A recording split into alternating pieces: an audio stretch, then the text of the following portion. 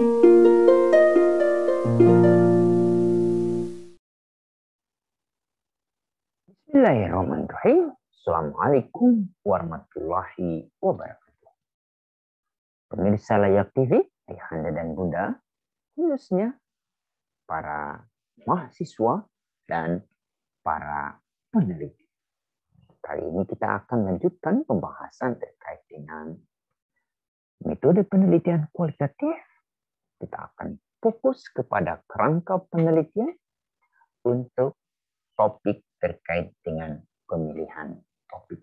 Ini menjadi satu hal yang sangat penting yang juga perlu dipahami oleh para calon peneliti. Apa saja yang perlu diperhatikan? Pertama, sebuah topik yang akan kita teliti itu apakah benar-benar sesuai dengan apa yang kita kendaki. Tetapi ada satu hal yang ingin kami mintakan kepada para calon peneliti atau para mahasiswa yang akan mau meneliti sebuah topik. Pastikan topik yang akan kita teliti ini kita mintakan kepada pemberi cahaya. Ini menjadi poin penting. Kenapa seperti itu? Karena yang memberikan cahaya kepada kita otomatis akan memudahkan kita untuk melakukan penelitian yang akan kita teliti. Kemudian yang kedua, topik yang akan kita teliti kalau bisa kita diskusikan dengan ayah dan bunda kita. Mungkin ayahanda dan bunda kita tidak memiliki latar pengetahuan atau pendidikan yang lebih tinggi dari yang kita harapkan, tetapi kita harus pahami ayah dan bunda kita itu memiliki teman sesama waktu di sekolah. Mungkin karena ketidakberuntungan ayah dan bunda kita tidak mampu melanjutkan ke pendidikan yang lebih tinggi, tetapi ayah dan bunda kita memiliki teman yang mungkin yang menguasai informasi yang akan kita teliti. Nah, kalau seperti itu, kita sangat beruntung dengan jaringan yang dimiliki oleh ayah dan oleh bunda kita akan terbantu. Ini menjadi penting. Hal yang kedua.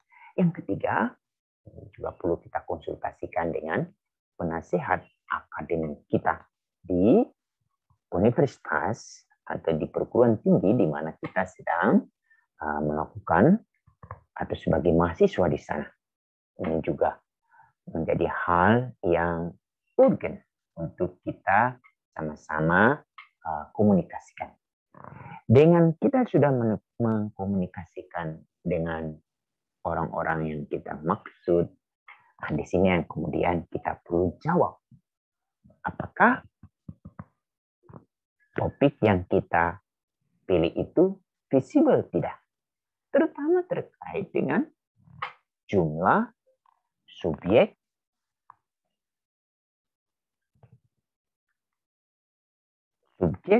dapat ditetapkan dan ruang lingkup penelitian difokuskan pada masalah yang detail.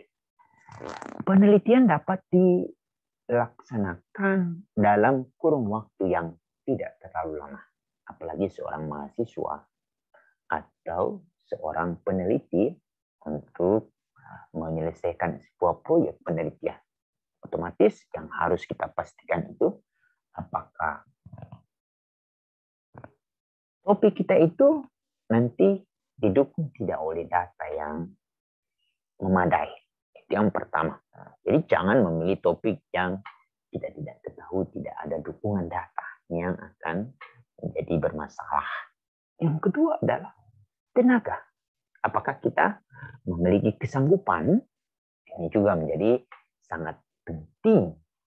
Yang ketiga, adalah dana.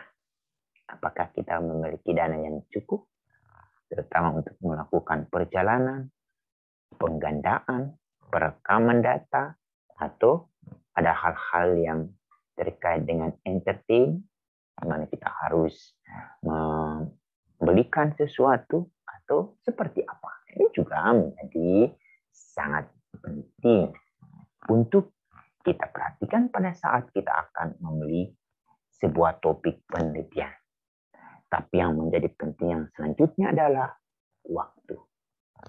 Misalnya kita sudah ada di semester 7. Berarti penelitian kita supaya lulus tepat waktu 8 semester, berarti tinggal 6 bulan. Apakah topik kita ini masuk akal tidak? Nah, untuk itu, kami biasanya menyarankan setiap calon mahasiswa, itu berarti dia setelah memutuskan untuk mengambil sebuah jurusan di sebuah departemen atau di sebuah fakultas atau di sebuah universitas, dia sudah tahu topik apa yang akan ia teliti. Sehingga pada saat di setiap semester pertama sampai semester akhir, dia sudah fokus dengan tema yang akan dia mau tulis atau yang akan dia hasilkan. Sehingga kontribusi dari setiap mata kuliah terhadap topik penelitiannya itu sangat memudahkan dia. Terutama dari buku-buku atau dari referensi yang diberikan oleh setiap dosen di setiap mata kuliah, berharap itu mendukung tema atau topik penelitian yang ia teliti. Itu yang pertama. Yang kedua, kalau mahasiswa S2, itu berarti dia harus mulai siap dari semester pertama.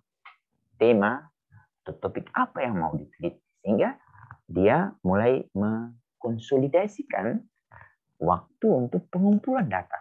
Dan begitu juga dengan para mahasiswa S3. Banyak mahasiswa yang delay itu karena waktunya tidak memadai. Itu yang harus kita perhatikan dalam pemilihan topik. Selanjutnya, dalam pemilihan topik juga yang menjadi penting itu adalah apakah interesting. Apakah penelitian itu menarik? Menarik dari siapa nih? Menjadi penting juga. Apakah dari aspek publikasi atau dari aspek mana? Itu yang kedua. Yang ketiga adalah novel.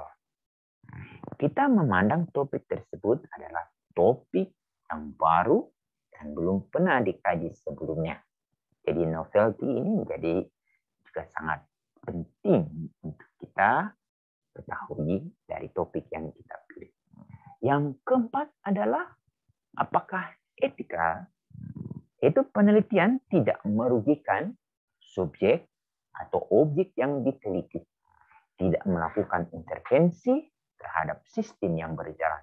Ini juga harus diperhatikan karena kita tidak mau mencari musuh di lapangan atau apalagi para penguasa.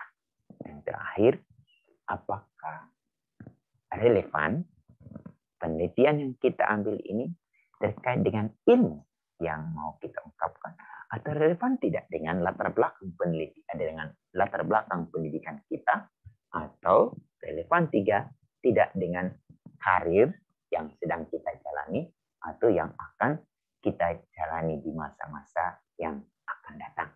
Ini menjadi penting. Hal lain juga yang perlu diperhatikan menurut Creswell, dibutuhkan kriteria untuk mengambil keputusan untuk sebuah topik. Pertama, apakah topik tersebut dapat diteliti, terutama mengingat waktu, sumber daya, dan data yang ada. Itu pertama. Yang kedua adalah, adakah kepentingan pribadi dalam topik tersebut untuk mendukung perhatian, juga menjadi penting. Lalu yang ketiga, apakah maka hasil penelitian tersebut akan berguna bagi orang lain. Kita ambil contoh seperti penelitian yang kami lakukan terkait dengan persepsi anak terhadap lingkungan perkotaan yang kemudian mendukung apa yang sedang kami dorong untuk diperjuangkan terkait dengan pengembangan kebijakan kabupaten kota layak anak. Lalu yang ketiga ini yang menjadi penting, adakah kemungkinan topik tersebut diterbitkan dalam suatu jurnal ilmiah yang menjadi prasyarat penting bagi dosen-dosen untuk menaikkan jabatan fungsional dari asisten, kemudian ke lektor, lalu lektor kepala, dan terakhir adalah guru besar. Ini juga harus dipastikan. Apakah ada jurnal Sinta 1, 2, 3, 4, atau Scopus. Ini juga menjadi hal yang harus kita perhatikan di dalam memilih topik penelitian. Lalu yang kelima, apakah penelitian tersebut untuk mengisi suatu kekosongan atau meniru atau memperluas atau mengembangkan gagasan-gagasan baru dalam literatur ilmiah. Dan yang terakhir, apakah penelitian tersebut menyumbang pada tujuan karir. Ini mungkin yang bisa kami sampaikan dalam topik pemilihan topik atau penentuan judul penelitian kita. Demikian, sampai jumpa. Assalamualaikum warahmatullahi wabarakatuh.